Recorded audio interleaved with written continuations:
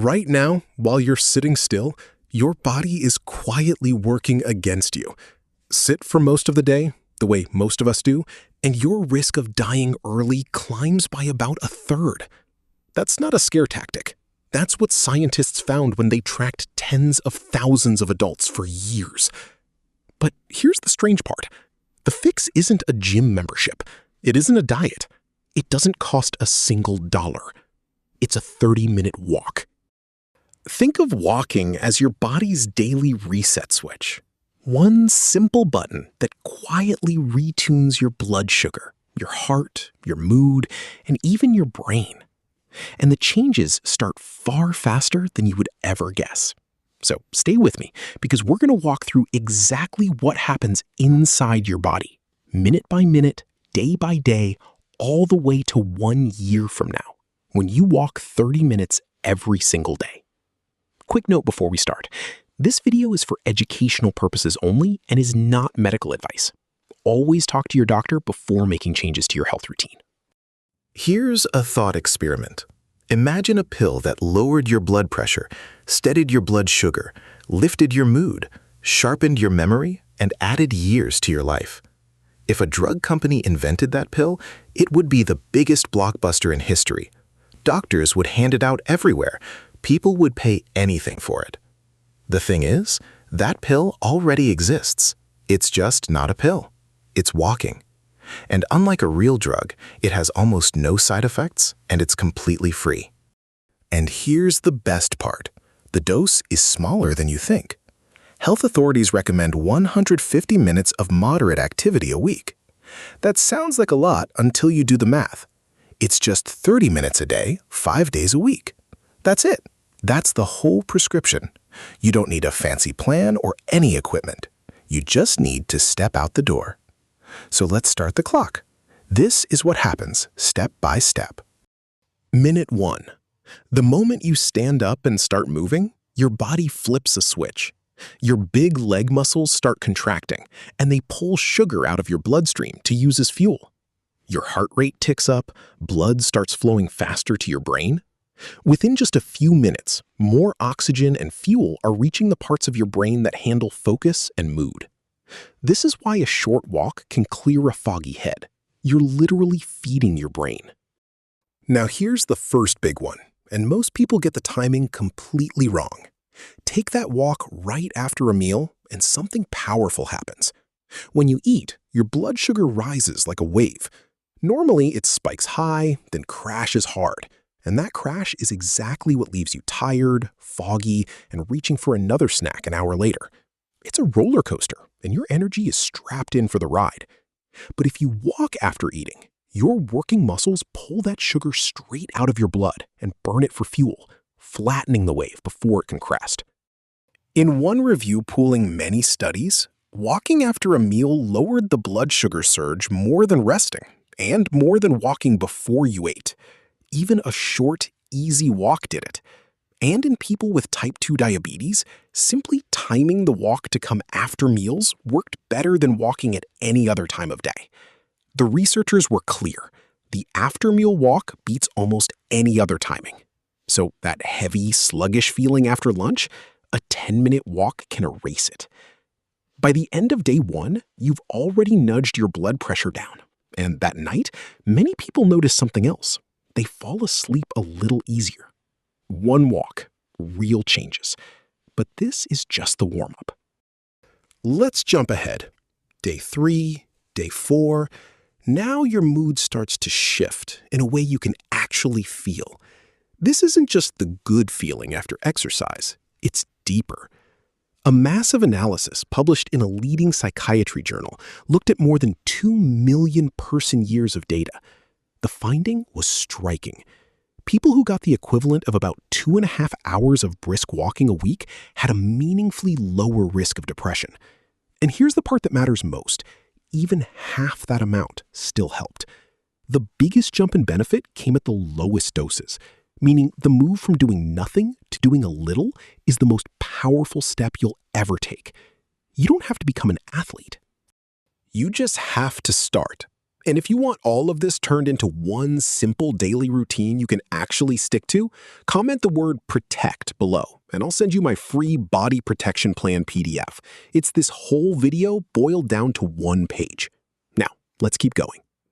Before we go further, here's something I'll come back to at the end, because it's the single mistake that quietly cancels out most of these benefits, even for people who walk every day. Keep that in the back of your mind. Now let's reach the 1 week mark. By now, walking is starting to feel less like a chore and more like a habit. Your energy is steadier through the day, that afternoon crash is softer, and your body is beginning a slower, quieter change underneath. One you can't feel yet, but your doctor could measure. Weeks 2, 3, 4, this is where your heart starts to transform. Think of your blood vessels like garden hoses. When you barely move, they get stiff and narrow, and your heart has to push harder to force blood through. Walk every day, and those vessels become more flexible and open.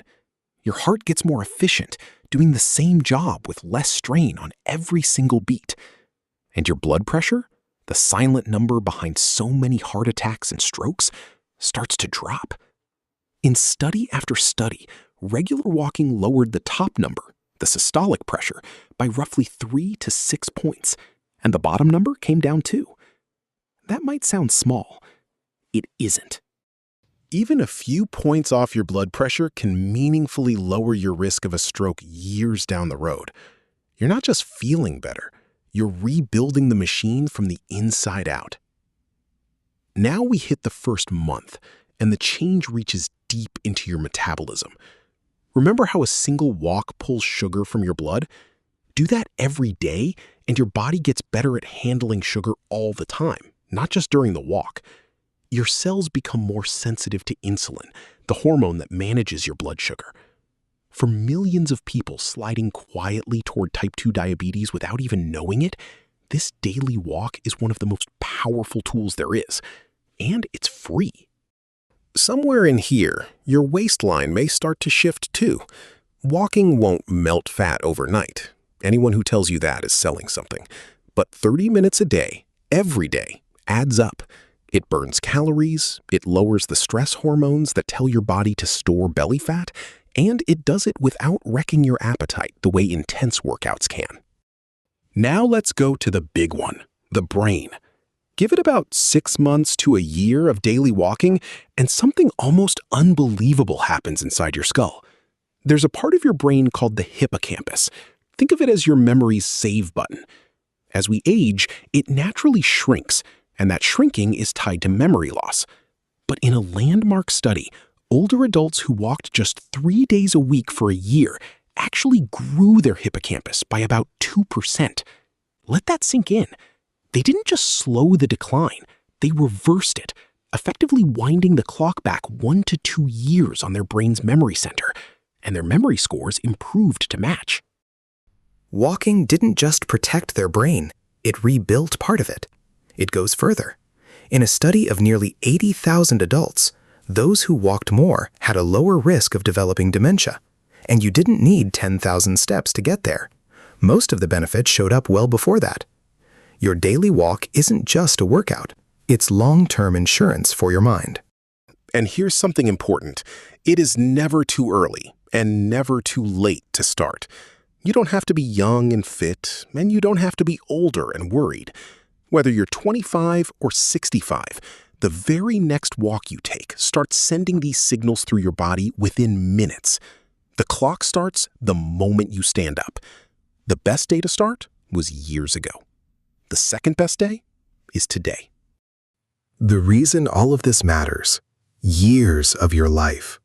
When researchers pulled together studies following hundreds of thousands of people, the pattern was undeniable. Walking more was linked to a dramatically lower risk of dying early. Going from barely moving to around 7,000 steps a day was tied to roughly half the risk of death over the study period. Half. And you don't have to sprint to get it. You just have to keep showing up. So, let's recap what one daily 30-minute walk is quietly doing for you. It steadies your blood sugar. It lowers your blood pressure. It lifts your mood and fights depression. It sharpens your focus today and protects your memory for decades. It guards your heart, your metabolism, and your brain, all at once. No other single habit does this much, this cheaply, with this little risk.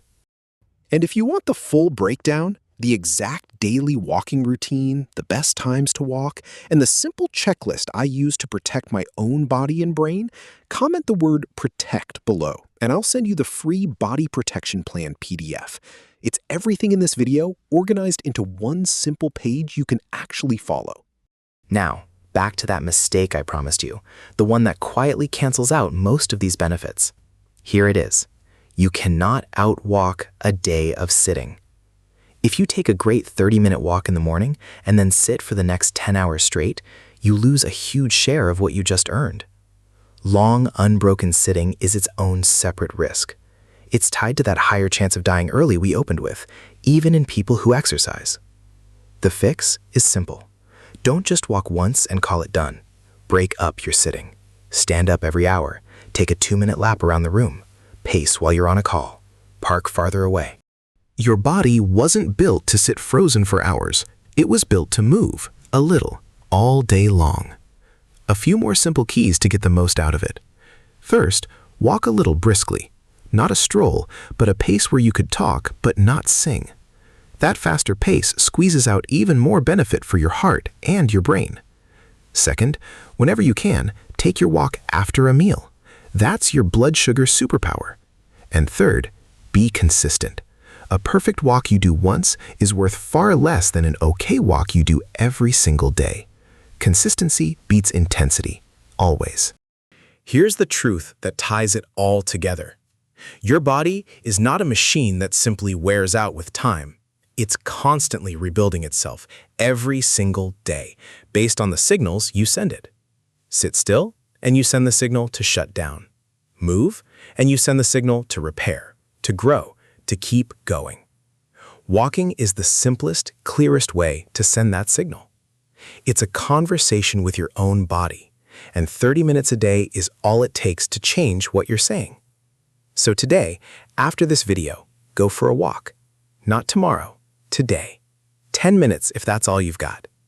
Your blood sugar, your heart, your mood, and your future self will thank you. Remember, this is information, not medical advice. Talk to your doctor before changing anything about your health. If this helped you see your own body a little differently, subscribe, because that's exactly what we do here every week. Take care of your body and protect your mind.